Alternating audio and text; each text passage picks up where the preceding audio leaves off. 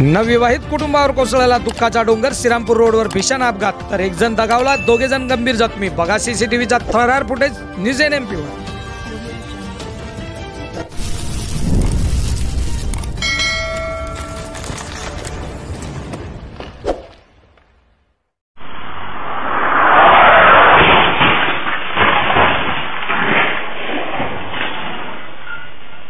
नमस्कार प्रेक्षक, news NMP मध्ये आपले सर्वांचे पुन्हा एकदा स्वागत मंडळी। आज आपण बातमी बघतोय ती श्रीरामपूर तालुक्यातली आणि बातमी आहे ती बेलापूर परिसरातली। प्रेक्षकांनो, दिनांक 15 नोव्हेंबर 2025 रोजी श्रीरामपूर बेलापूर रोडवर शनिवारी मध्यरात्री झालेल्या भीषण अपघातात नवरदेवाचा भाऊ सुमित दळवी वय वर्ष 32 याचा जागीच मृत्यू झाला असल्याची माहिती समोर आली आहे।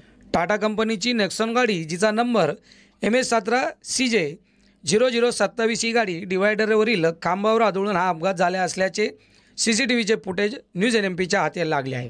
अपघात इतका भीषण होता की कारचा अक्षरशः चक्काचूर झालेला असून रस्त्यावरील लोखंडी खांबाचेही तुकडे झाले। सदर अपघातात सुमित दळवी याचा जागीच मृत्यू झाला, तर दोघे जण गंभीररित्या जखमी झाले आहेत। अपघात इतका भीषण होता की सुमित दळवी याचा मृतदेह लग्नाच्या कपड्यामध्येच रस्त्यावर पडलेला होता, ज्यामुळे परिसरात हळहळ व्यक्त होत आहे।